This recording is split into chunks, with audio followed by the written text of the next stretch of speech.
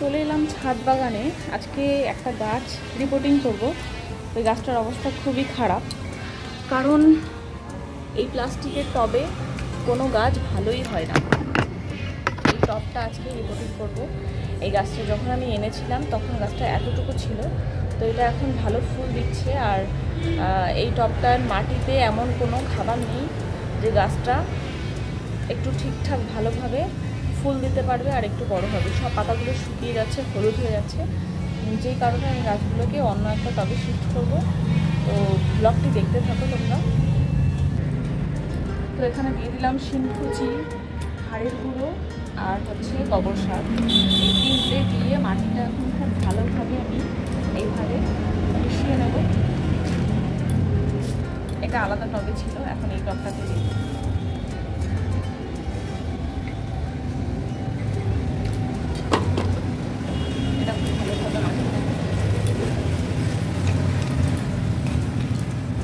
কিন্তু মাটি একটু উঠে নিচ্ছি, কারণ গাছটার গোড়ায় অনেক মাটি আছে।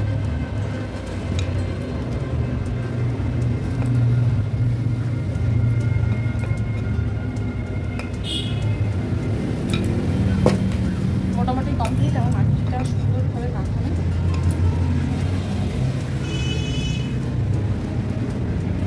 এখন গাছটা বসিয়ে দেবো।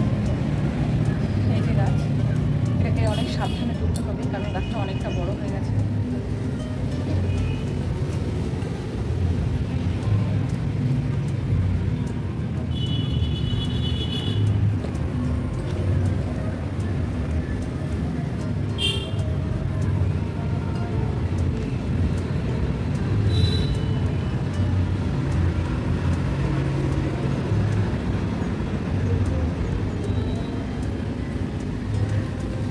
খুব সহজভাবে গাছ তোলা যায়। এই যে গোড়ায় মাটিও আছে, গাছটার কোনো ক্ষতিও হবে না। আর ওই পুরোনো মাটি থেকে আমি গাছটাকে উঠিয়ে নিয়েছি, যার কারণে গাছটা ভালো হবে। এই যে শিকড় আছে, সব কিছু ঠিকঠাক আছে। এটাকে এখন সুন্দরভাবে বসিয়ে দেবো। তো তার আগে আমি গাছটাকে একটু কাটাই ছাটাই করবো। যেমন এইগুলোকে আমি পুরো ছেড়ে ফেলে দেবো। গাছগুলো পুরো শুকিয়ে গেছে, এগুলো পুরো কাটাই ছাটাই দিয়ে দিচ্ছি। আর গাছের যখন দেখবে হলুদ পাতা শুরু হয়ে গেছে আসা, তখন গাছটার অসুবিধা হচ্ছে, যার কারণে এরকম কচি পাতাগুলো হলুদ হয়ে যাচ্ছে। তো তখন পারবে গাছগুলো যতটা পারবে এরকম করে ছেড়ে নেওয়া।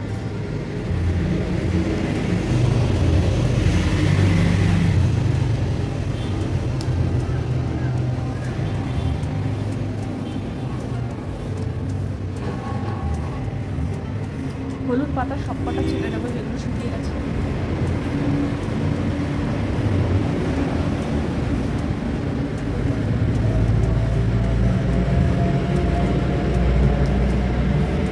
এখানে শুধু আমি একটা ফুল রেখেছি, আর সব কেটে পুরো একদম বাদ দিয়ে দিয়েছি। এটাকে একটু সুন্দরভাবে বসিয়ে দেবো।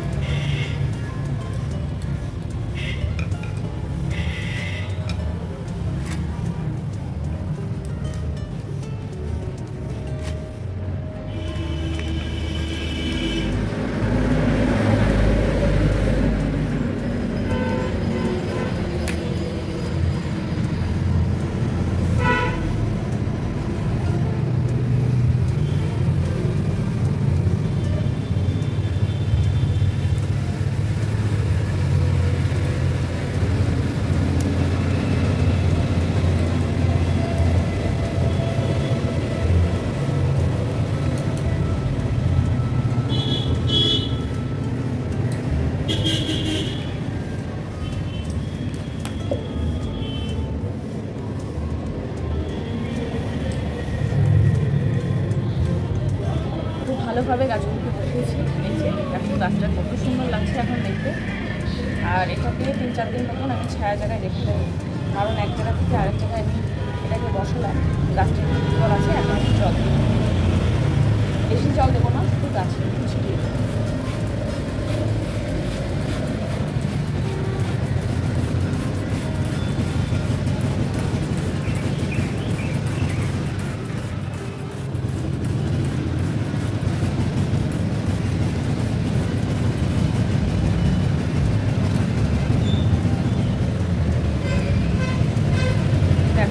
সুন্দর লাগছে গাছটা দেখতে।